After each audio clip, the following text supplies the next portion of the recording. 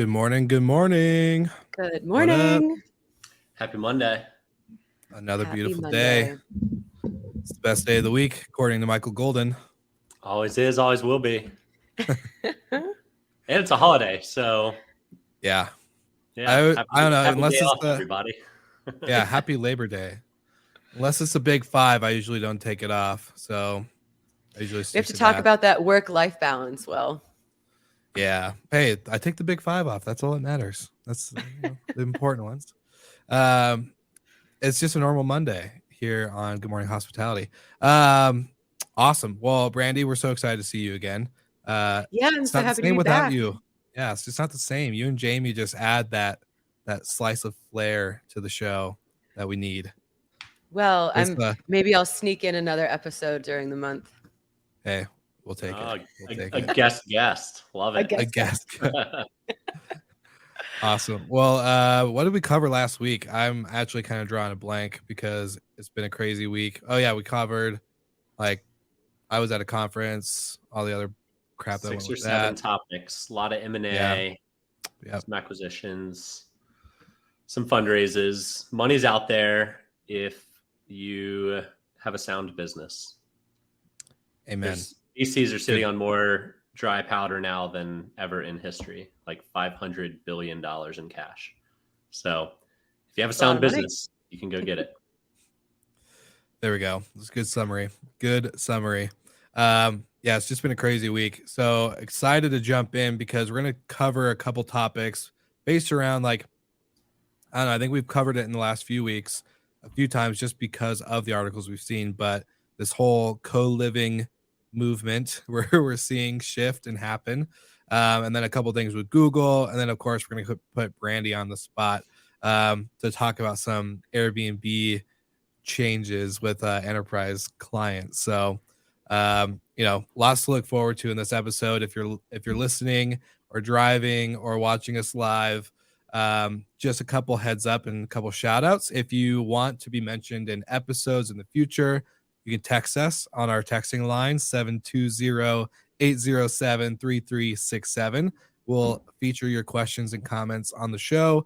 And then also one shout out to our most frequent listener, Carl Travis, who's always posting our episodes, plus episodes in the Hospitality FM sphere that he listens to throughout the shows. So why don't you just give those couple shout outs before we jumped in because we got to do the plug. Michael, how about you take it away? Let's jump in on the big topic at hand. Co-living. What's going on? What's happening with co-living? This has been a buzzword for at least 5 years. There's a big splash and then it kind of fades away, and then another big splash and it kind of fades away. Pre-show, we were kind of talking about how cool it is in concept to be able to travel wherever, stay for a couple months, have roommates, split costs. But in reality, you're paying, in some cases, more money than just getting your own place. So it's really for those that have the financial ability to pay a little bit more for a fully furnished unit, walking in with roommates, and the flexibility of living, kind of being able to pick up your bags and move from place to place. There's just not, in my mind, that's not the mass market. It sounds great, but you're really threading the needle there between a young professional who might not have $1,500, $2,000 a month to spend on a room, with someone who's older that has a little more financial security and might purchase their own condo or house. If I was 25 with, making good money and able to work from wherever, it's a really cool concept. I like it. But how many people are in that position? Yeah. Well, and Brandy and I both were on the same page of like, it's great to be able to go travel. I'm moving into like, this is the last time you'll see this type of setup for me on the live studio, but is, moving into this place where there is co-living as an option is not as affordable as a lot of people would think. Like for a 3-bedroom, if you're getting 3 bedrooms, and then you're sharing a kitchen, living room space. You're paying $1,200 plus for that 1 bedroom and shared space. It's not like you get your own sectioned off area. Um, and so for, I don't know, I just think 1,200 for that, especially with strangers, right? Like if you're co-living, no one, I don't think any of these companies have perfected like a matchmaking service, right? Where it's like, how do you give you a good roommate? Because that's my biggest fear. If I were to move into a co-work or co-living space, I would be partnered up with some weirdo or some like super neat freak. And on my days I'm being lazy, I'm gonna get, you know, the finger pointed at me all day long of you need to go do your freaking whatever, or like whatever. That's not an enjoyable Whatever. living situation. I don't know, whatever the Whatever, man. freaking whatever the day or whatever, Yeah, you need happening. like a massive questionnaire and personality matches, Seriously. sleeping habits. Like, there's Lifestyle. they're loud, And they're assuming quiet. people don't lie. Yeah, Like seriously. when we were like 5 years ago, one of my roommates left, and our condition was like he had to go and find us like a candidate pool of people to interview. And we interviewed several different people, like what their, actually brought them in, looked at their resumes, like talked about their lifestyles, what they're, all of that. And then ended up choosing a roommate who we've now lived with for 5 years. But like you're not going to get that if in this kind of building. You're just going to get matched. And so, I mean, I think, Michael, you're right. It's definitely for a very particular type of person. And I think it sounds great in theory when you have all these community ththings and events and there's a keg. And like, I just don't Yeah. know how appealing that is in your day-to-day life. Like when you're working your normal job and living in your normal life. Yeah. I mean, quite frankly, I'd rather live in a building that allowed me to drop my keys off at the front desk if I was going to be gone for a month and make my rent back or maybe more.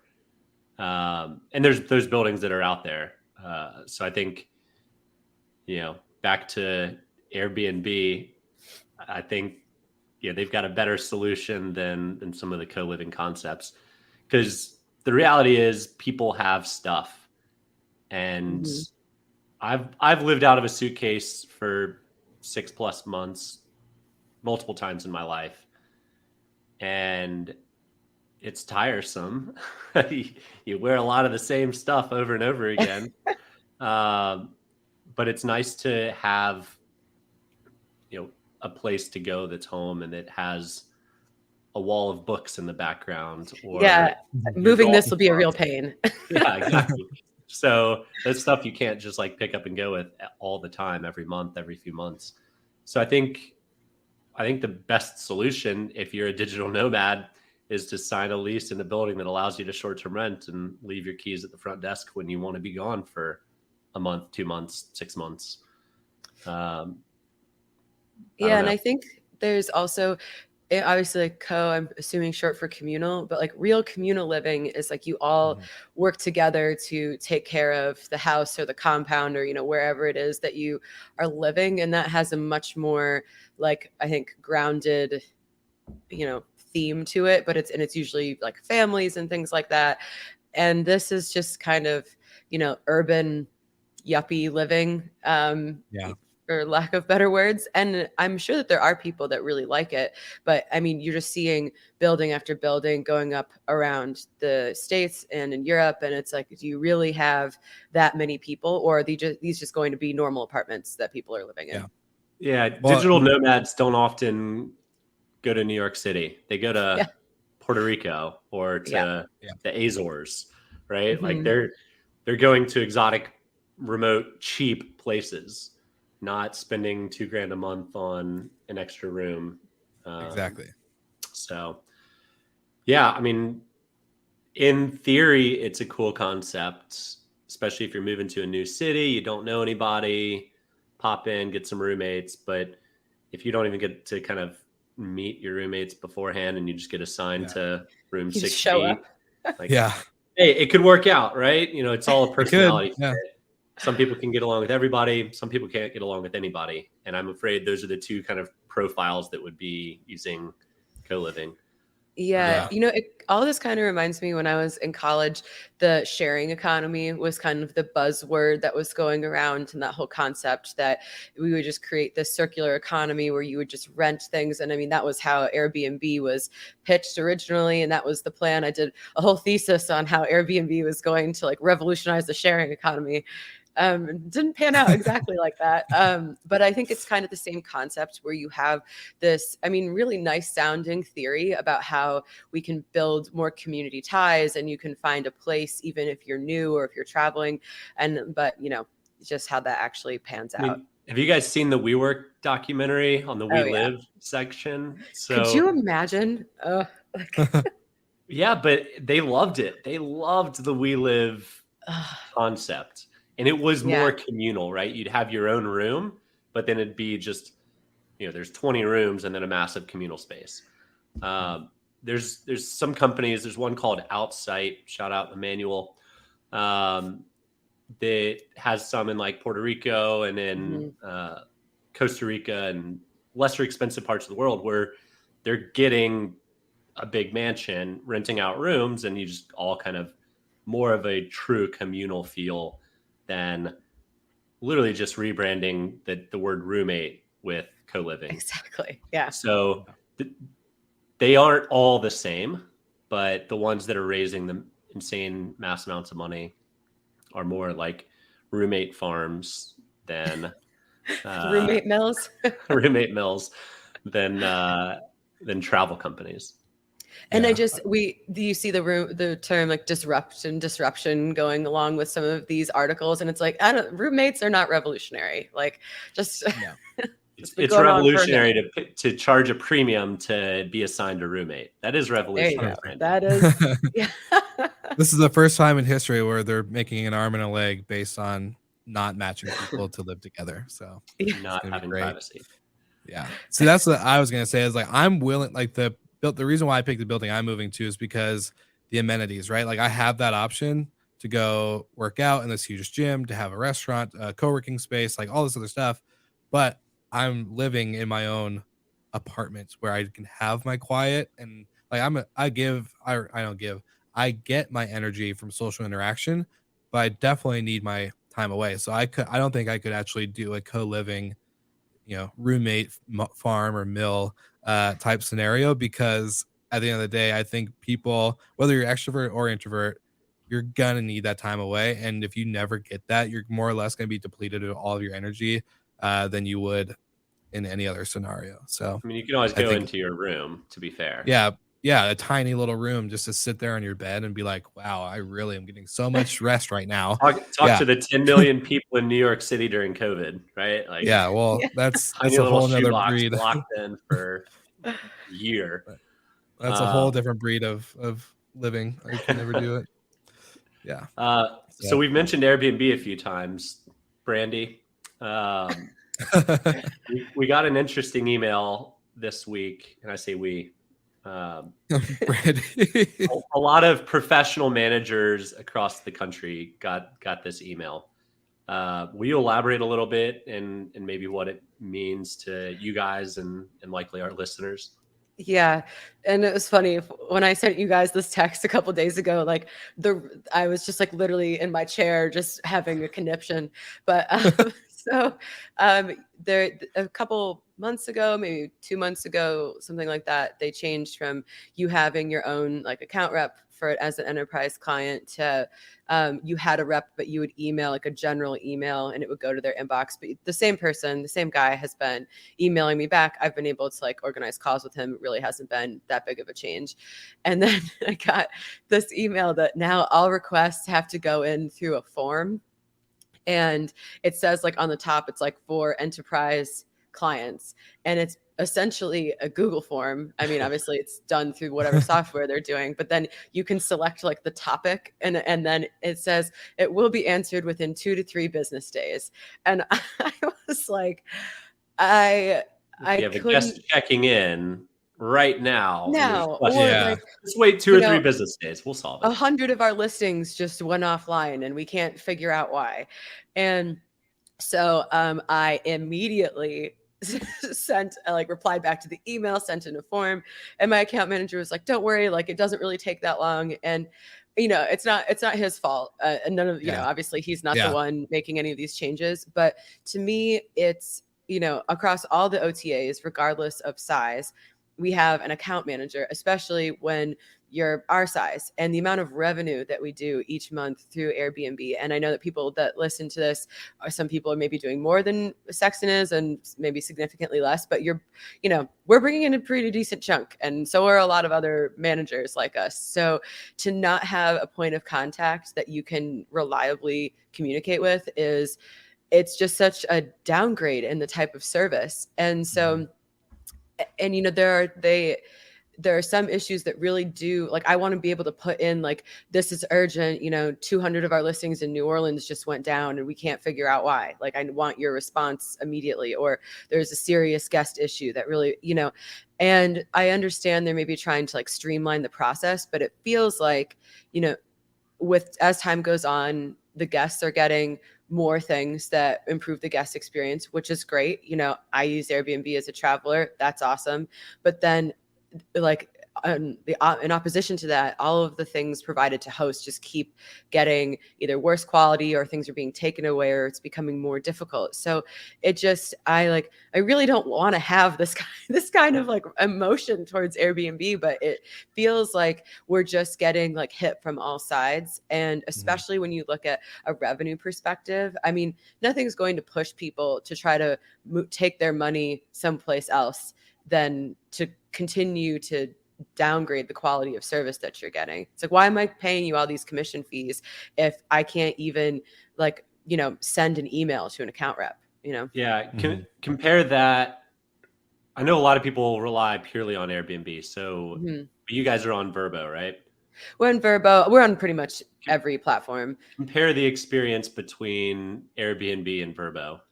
Yeah, so there was definitely a change when Expedia bought Vrbo / HomeAway, and it was kind of rocky, but which is understandable during that kind of transition. But we have an Expedia and Vrbo rep; they're two separate people, and very responsive. If our Vrbo rep is getting married, congratulations, Erin. And so she like in her email, there's like all the people that you can contact, and you will get a response. And so same with booking.com. Like, we really rarely, and to be fair, like, we really rarely have to contact our account managers. It's only if something is like really going wrong, and that's when you don't want to wait 2 or 3 days for a response. It's like, this really needs your attention now.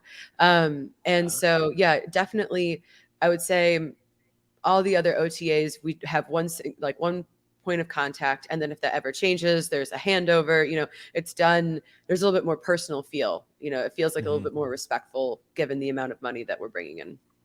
Well, I wanted to go ahead. So Airbnb is a two-sided marketplace, right? So it's very obvious they treat the host significantly better than the property owner, manager, whatever. Sorry, they treat the guest better than the host, right? Yeah, there we go. How you guys more or less are a two-sided marketplace too, right? You have buildings that are your clients, and you also have guests that are clients. How do you guys treat the buildings? Would you ever imagine sending them to a form and my God, no. To us here? So this is our owner relation management is similar but different than maybe obviously traditional VRs. Like, we're not dealing with all these individual homeowners, but you're dealing with bigger landlords, which sometimes it's even more difficult. You're having, some of them don't care. It's like, send me a wire once a month. Some of them want to go through like every single charge. So but we would never, we have an owner relations team that makes sure that, whatever level of communication or handholding or lack of handholding that our landlords want, that's what they're getting. And our guests, I mean, we try to be, we're available 24/7. We're obviously very available to our guests. We're trying to treat everybody in our ecosystem well, because that is a reflection of our business. And if if we're rude, or, if we're not good partners to our landlords, then maybe they don't renew our lease, or maybe, if something, the relationship breaks down. So. Yeah. When you've got a two-sided marketplace, booking.com ran into this, right? They've got the largest hospitality brand in the world. Airbnb is huge in America, but Booking's bigger in Europe and really the rest of the world. But Booking didn't do homes in the US very well. They had a lot of fraud. They had a lot of Still do. payment issues. Yeah. And people delist as a result of that. And when people delist, there's less options. When there's less options, there's less travelers. And it's just this spiral that it's hard to pull yourself out of. Airbnb seems like they might be heading towards this. Like every decision they make is so one-sided that the hosts, property managers just feel slighted. And at some point, hosts are going to start pulling off or blocking their calendars, sending them elsewhere. I was going to say it's definitely. Oh, sorry. Go ahead. I was just like the sorry, I'm on like a real tear. I think part of the thing that they're coming up against is that some people are having these really negative experiences with hosts that aren't professional or maybe aren't, just aren't good hosts. And there certainly are. There's, thousands and thousands of hosts. So, but if you start to treat the people who are contributing huge blocks of your inventory, if you start treating them poorly and they're like, okay, let's make sure that let's really work on direct booking, or let's put more, let's put every OTA possible, put our inventory everywhere, then you're going to have more of the bad quality hosts taking up more of the space. Right. And then the problems are just like Michael, you're saying, they're just going to compound. And I mean, I do not see a world in the near future where we take things off of Airbnb. It is, like you said, in the States, it is just like, that's where I go to book my travel most of the time. But it does make you want to focus your energy on it's right now, it's a necessary platform, but what can we do to just lessen that? And it makes you really want to put more effort behind it.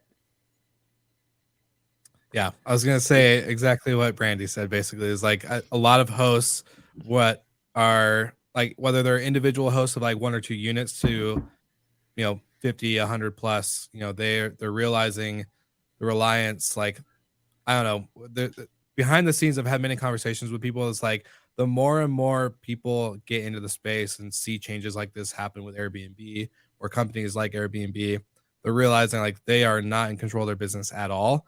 To the point where like it's super, like it's becoming more and more conscious in front of mind on the book direct and just building out other relations that are two-sided, not one-sided, where Airbnb is solely focused on the guest, to actually going to providers, whether they're as big or not, to actually make a two-way relationship work in order to take the reliance off of that platform. So it's been very fun to watch. Yeah. There's a question I love to ask people. And before we move into that, shout out Book Direct Show. This is what the whole topic is in about a month and a half down in Miami. But I love to float this by people. And Brandy, you've probably heard this when we were all down at the event in Miami a couple years ago. But if Airbnb went away tomorrow, what happens to your business? Oh, it would be pretty devastating immediately, for sure. Yeah, but what are the steps, right? So like you've got millions of dollars wiped off, right? Mm-hmm. And then what? So yeah, I think that in the short term, like tomorrow, pretty devastating in terms of cash flow. But then, I mean, all of those, if it's obviously disappeared from the traveler side, so they're just going to go like, I don't really think the traveler cares at all. And so it's like, okay, Vrbo is still around. And I think Vrbo is more synonymous with like your big single family homes. And so if that's what you're looking for, maybe you go there. Booking.com is becoming more popular. People will go to wherever the inventory is. And so, and then we're on all those platforms. So I think that, I mean, each platform does charge. I mean, everybody's charging commissions. Expedia, I'm pretty sure, is the most expensive. I think it's like 20 to 25%. So that's a lot. But, I don't think there isn't real allegiance. It's not like, people love staying at the Marriott or One Hotels or whatever it is. Like that's way more brand specific. And people aren't, I don't think, saying like, I have to stay at a Sonder, they're just going to where I'm going to Nashville. Here's how many people, and whatever site pops up and has the best price, that's what I'm booking. So yeah, immediately for us, cash flow would be pretty sad. And then, it would, correct itself probably very shortly thereafter when people figured out where they could book. Yeah, or they would probably just find, like, if they had an existing reservation, I would think if Airbnb disappeared and you go to look at the app on your phone and you see it's not there or whatever, there's a notice for every reservation that's ever existed to happen. Immediately, I'm pretty sure they would start looking, okay, like whatever this property is, they would go onto Google and they would probably get refunded. Hopefully, if Airbnb disappeared, they would actually get a refund and then go rebook or try to do something in order to save that stay. I think more or less they wouldn't care about the platform. They would just care about saving the stay out of all things that would happen. Yeah. Well, I'm thinking not like specifically that, but it's going to be a vacuum for who sucks up the rest, right? I think it would be booking.com. You do? Okay. Well, I guess from my market. I wonder if something, true. I wonder if something like that pushes people to a company like D-Travel that's fully decentralized, so that thing like can't happen again, right? Yeah, I was gonna say, I don't think anyone on the traveler side, no offense to D-Travel, love you guys, but I don't think any of the travelers really, unless they're into crypto and NFTs and all that other stuff, like I don't think any traveler, like my mom and dad would much rather, like definitely know booking.com. They would not know what the heck to do on D-Travel or any platform like that. I mean, you can book a stay in fiat on D-Travel as well. It's a listing site, right? But something is going to come in and backfill Airbnb. Like, sure, it wouldn't be fully distributed between Booking and Expedia, Vrbo. Yeah. It could be the best thing for Hopper, but it could be the chance for professional managers to reset and say, we actually only want to work with professional managers. We don't want to advertise next to single hosts that are helping cause, a lot of issues for trust and reliability. So I don't know. It's a fun little exercise just to think through. Well, I also would I would love this to be like a turnaround story. I'd love this to be a good character arc for Airbnb. Like I as I've said, I totally understand from the improvements to the guest side of things. It's a lot of PR. And I mean, it's not great for the hosts, a lot of these things, but I understand. It would just be great if they could also be, okay, we're imposing these new rules. I mean, we weren't even told about them. So it's like, here's how, just offering more support, and turning that relationship around so that, it is really a two-sided partnership. Like why anger your suppliers? And like consistently, there's just, so I'm hoping that there is throw a bone. That's a bone. Yeah. I would say that's the biggest difference I've realized from like the hotel world to the short-term rental world. Like when I worked for Marriott, any change that was going to, like whether you're an Autograph Collection, which is independently owned and operated just under the flag, or if you were actually like a Courtyard or a Residence Inn or anything like that, you would, if there was a change in anything, you would get a 6-month notice, and like everyone would be trained on it, and everyone had to sign off that they were trained on it, like understood that the changes were happening and when they were coming and how to like phrase it to guests. Like short-term rentals, we don't get that with anybody. And like from my Michael, I don't even want to, I see the look on your face, but like from my side of things, like if you're really I don't know, my mindset's always hospitality, right? So like if you are in the hospitality business, I feel like that is like the proper procedure versus like Airbnb. I feel like they just feel like they can get away with it because they have the inventory or because they have the demand. Yeah. I don't know what you're talking about. Airbnb lets you make your own decisions, like guest cancellations during COVID. It's totally up to you, Will. What? Yes, sarcasm. I think that's the thing is read the wrong articles. That's the thing is that you're talking about hospitality companies, and that's not how like these tech platforms, they're marketplaces that are offering the product of connecting hospitality. They are not hospitality brands. And so that like intrinsic nature of hospitality is not there. It's like ease, it's like good user interface, ease of connecting people. You know, that is the primary business. It's not hospitality is just like is the product. So I think that's where a lot of the disconnect comes from. And also, you know, they don't really have to. It's like these changes are being made, and what are you going to do about it? You know, it's so some big consultant probably came in and said, you're spending too much money on customer service. Cut them all, make it automated, make it painful for hosts to even get responses. And that way they won't even reach out anymore. Make the platform completely self-serve like Amazon. Well, Amazon's not completely self-serve, but Amazon's customer service is actually fantastic. It is. I was about to say that. Sorry, Amazon. I retract that statement. Like an insurance company where it's just painful to get your money back, right?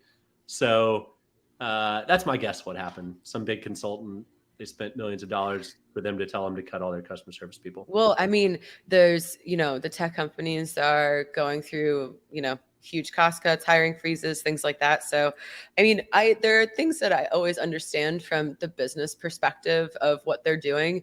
It's just like, come on, you know, if the same person is still answering this Google form that I'm filling out, like, why did we have to change it? Yeah, 100%. And I was going to ask, like, on the side of your account manager, like, are they out of a job now because they got replaced by a form? And he said that he's still answering me. And I was, you know, we're about to migrate. And I was like, literally tomorrow. And I was like, and now like if something, I was like, no, I need you like at the ready in case something goes wrong. And he's like, oh yeah, don't worry about it. I'm like, don't worry about it. Like, is the account manager wearing two hats with Hotel Tonight? They used to be. I don't think he is now. Okay. It used to be that was the case. And we tried Hotel Tonight for a while with a couple of our buildings. Maybe only one of them is still up there. That was you don't get any guest information. So it was just really difficult to operate unless you had a 24/7 front desk. Yeah, you can't do the screening or send. You couldn't even talk. You couldn't even reach out to the guest. No. So there was nothing. So you have to have a check-in. You can't do automated keys and everything. Yeah, exactly. Not helpful for short-term rentals. Cool. Yeah, well, it wasn't helpful for anybody. But another week. Yeah, another good one. Well, good stuff. I don't even know where to end it. I need to do an episode where I don't go on a rant about Airbnb. That can't be my shtick. Every time Brandy's on, it's all right. What did Airbnb do today? What are we gonna go over? Give the workers what they want, Brandy. In the moment. Moment, just like I'll send you guys voice notes next time about my my inner monologue. We'll add it to the audio side of the episode. Like, and here's news from Brandy. Yeah, that's good. Well, there's a lot to cover. I was thinking next week. I don't know what we have scheduled. It's kind of again another crazy week, but happy Monday, happy Labor Day, everybody. If you watched live, thank you for watching live on your day off. And if you're listening to the replay, check out, like, and subscribe, do all the things. And we'll see everybody again next week.